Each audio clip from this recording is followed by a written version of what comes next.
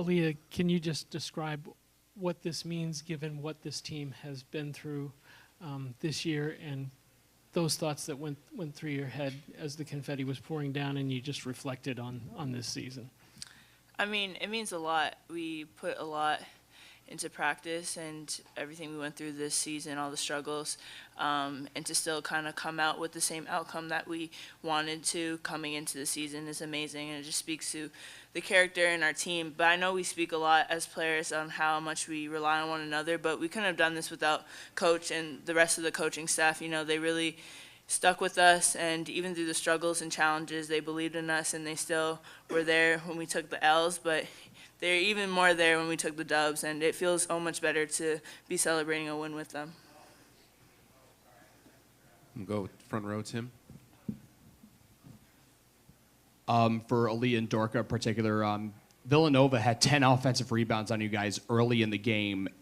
What really changed in the rebounding mindset to, get even and then score the points in the paint that you did and just dominate in that area? We'll start with Dorka first, and then we'll go to Aaliyah.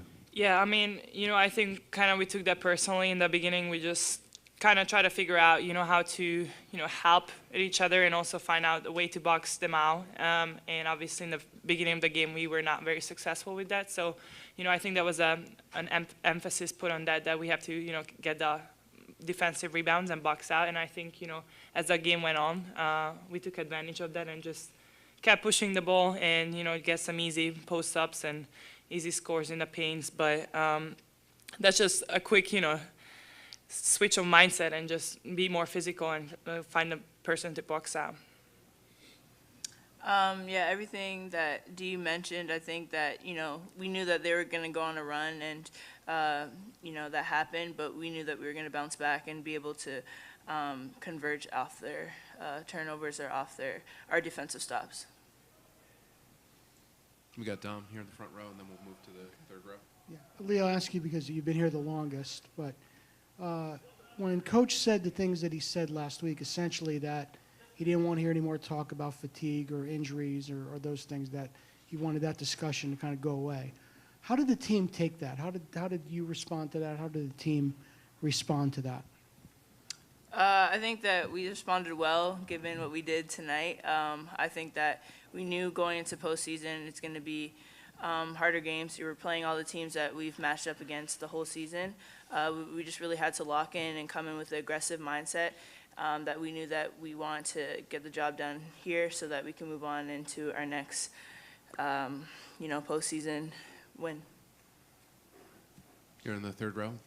Lou, this was your first Big East tournament. What emotions were going through your head when the confetti fell, and then what does this championship mean to you? It feels special, winning one conference championship last year and then in another conference this year, a year apart. It feels really special, doing with this group of girls here. They just, right from the beginning, we had a great chemistry, and they just included me really well in the team. And I think that all the hard work that we had and all the struggles and the challenges that we've been through during the whole year, it's just really rewarding, and it just feels special to do it with my teammates, the whole coaching staff, for my first and only year here, and I'm just really happy. Right here in the same area, one seat over.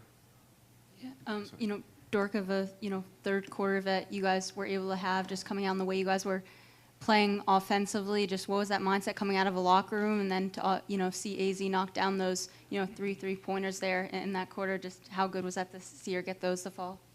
Yeah, I mean, I think just coming out of the locker room, we had that mindset of Villanova is a really good team. I mean, they showed that they can come back from being down a lot. So we just wanted to make sure that we come out really strong and just in the first few minutes get some easy buckets, get some stops, and I mean, it happened. I just felt like our flow was really good, and we knew that if AZ misses a lot of shots in the first half, it's gonna go in the second half, and it was nice to see her, smile when that first shot go through, and after that, we know it's just gonna fall for her. But it's good to have her back. I mean, she's just, even if obviously not scoring a lot of points, she's still putting a lot of effect into our offense. You can't leave her open. It gives us spacing in the paint, getting a lot of paint points, and she's just always being involved, and and also in the defensive end, she's making a difference. So her and Carol, having them back has been amazing. Just having all 10 players is really special. And this is the perfect timing to, have our whole team back. So I'm excited to see how we're going forward. Right here in the third row. Every win you guys had this game, this goes to anyone who wants to answer, but you guys had all these wins in double-digit figures. How do you maintain this assertiveness heading into the NCAA tournament?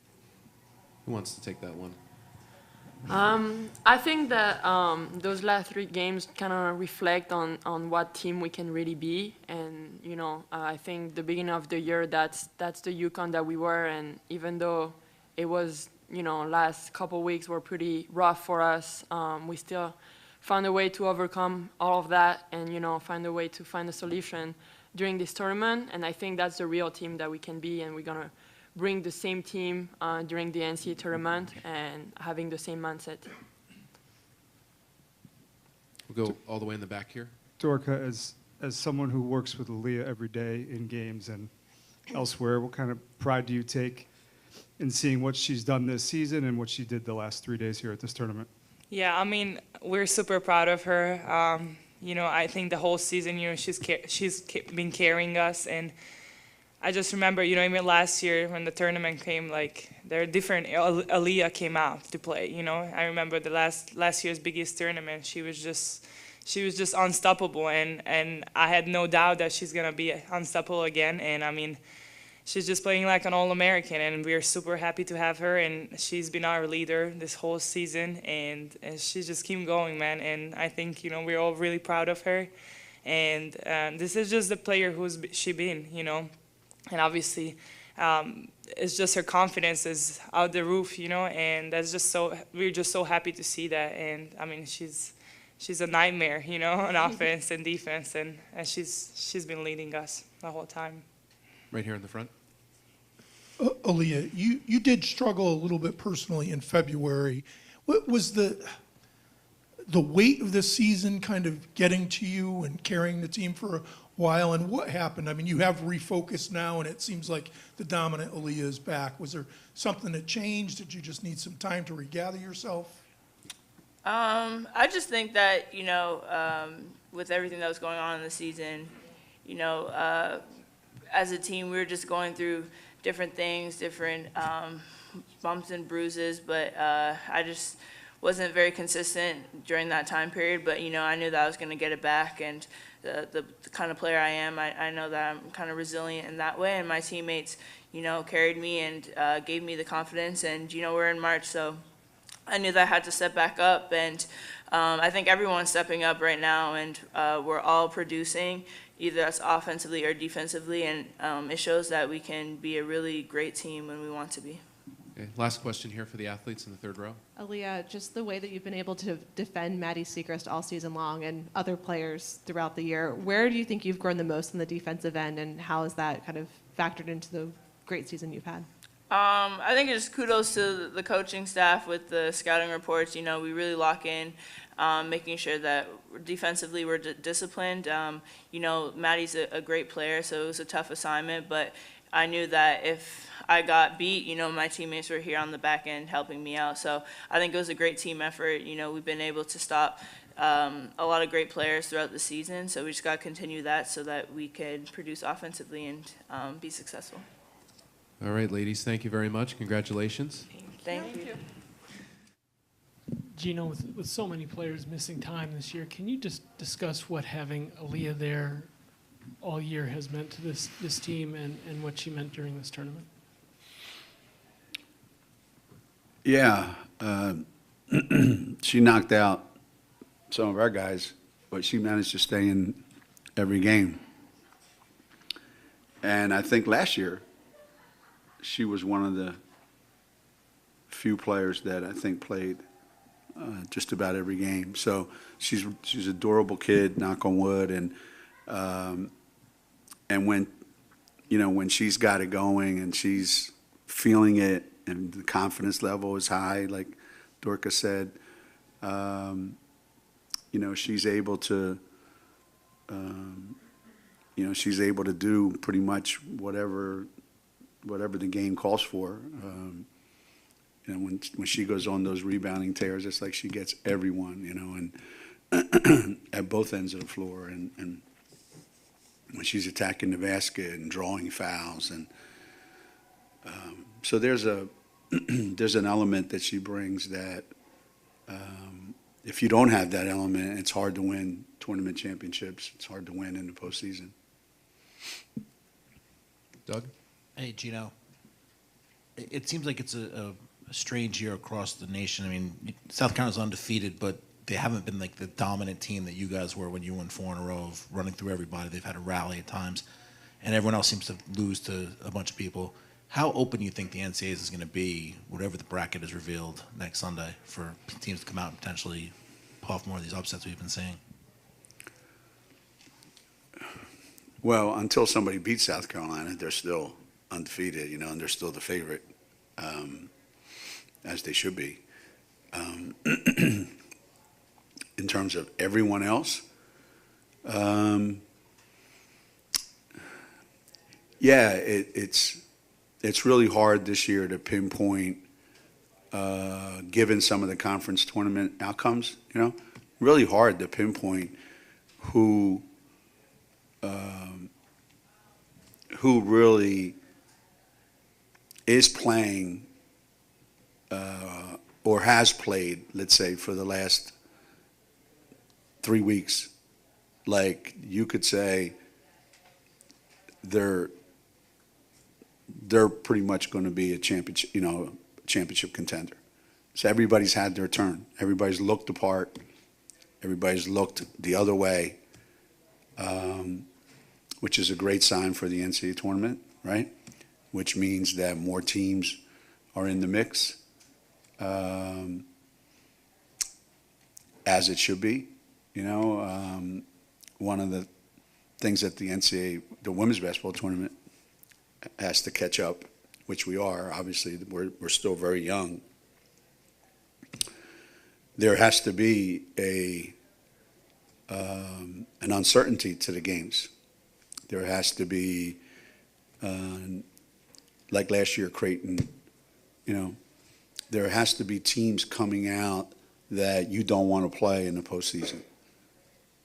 That, you know, more upsets happen. Where you're seated maybe is important, but, you know, whose bracket you're in, and you catch the wrong team at the wrong time.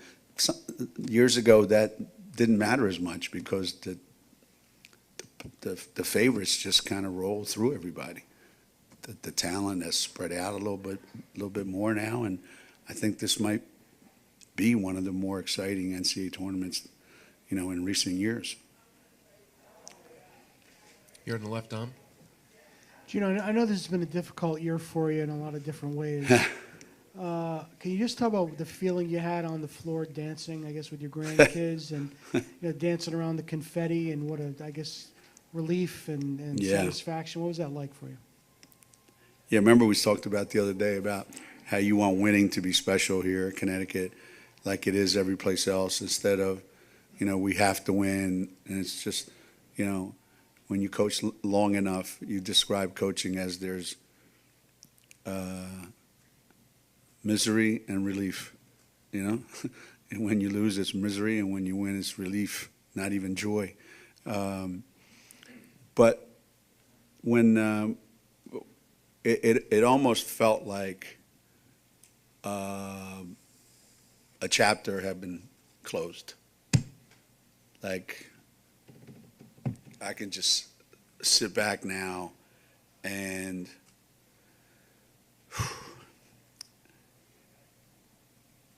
really let everything like wash over you that you've been holding in. So many things have happened on and off the court this past season, personally, team-wise, everything. That to get to this point, you want to just close that book and now start a brand new one starting next Sunday. And that book ended the right way. You know, I had a lot of acts, and I had a lot of tragedies, and I had a lot of ups and downs. I had a lot of stuff, but the book ended the right way. And now it's time for a new one. And that's always exciting. But these next 10 days, you know, we got to go recruiting. We still got to do our jobs. We can't sit around and, you know, stare at our trophies. But for the next couple of days, I think we're just going to take a deep breath and let it all come out. We We've been holding a lot in. Sorry, Coach. No, it's okay. We got a question in the third row on the left, and then we'll come up to Mel. Geno, what happened with Aubrey today? She started the second half, but then came out really quickly and didn't come back in. Something happened in the first half, and her back started to spasm up. So she went in the locker room at halftime, tried to get some work done on it. And I thought, I don't want her sitting around, you know, and it gets worse. So let's let her get out there and loosen up. And watching her go up and down the floor twice, I realized she wasn't going to be able to go. So, back spasms. And having had back surgery, I don't blame her. I mean, I'm surprised it doesn't happen more often. Mel here in the front row on the left. Mel. You're segueing right into it. You've seen all the Villanova teams, even though it wasn't hands-on till the late 80s. They hit the top 10 for the first time today. Where is this team in the scheme of the programs? Because, you know, they've had a few great ones along the way. I've always said, no disrespect to our players or any other players in the league, but when you have the best player on the floor, then you have a chance to win every game. Yeah, well, how do you know? Well, trust me, I've been there a lot. You know, when you have the best player on the floor, you're a hard team to beat. And there have been other really good Villanova teams, outstanding Villanova teams. But maybe since the Shelley Pannefeather years, when she clearly was the most dominant player, there hasn't been anybody that can just single-handedly win a game for them. They've always had to do it, you know, as a team, and they did it exceptionally well. And I think Denise coaches this team brilliantly, and they play hard and they play with an edge, and there's a toughness about them. And I think they're going to be hard as hell to beat in the NCAA tournament.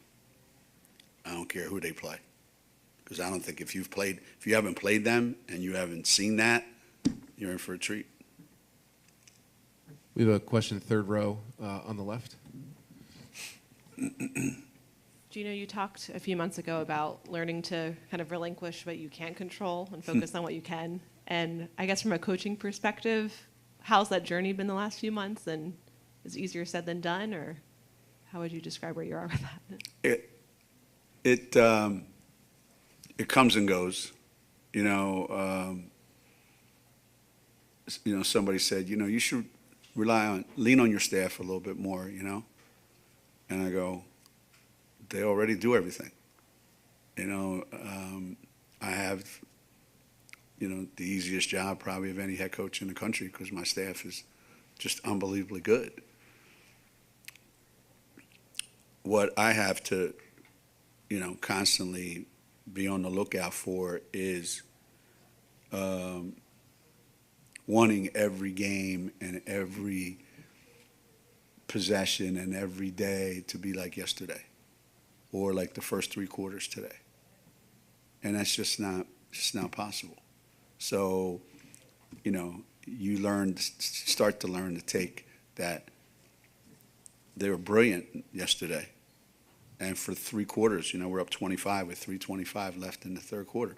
We were magnificent. So if you're going to enjoy that, well, then you got to take the fourth quarter too and just laugh it off. And, you know, back in the day, I had a hard time doing that. Back in the day, meaning like last week. You know, after we lost the Xavier game. Did we lose the Xavier game? No, actually we won, but it felt like a loss. It felt like a loss. And Jamel's always reminded me, and CD's always reminding me of that. You know, you win a game, but you play lousy. You're unhappy because you keep projecting, you know, like, you know, this is unacceptable. We can't go on like this, la, la, la, la, la. And, you know, don't go in the locker room and make this feel like a loss. You know, save that for tomorrow. And I've gotten much, much better at that. Coach, thanks very much. We look forward to seeing the next act. Thanks, man. Appreciate it. Thanks for everything. Thank you.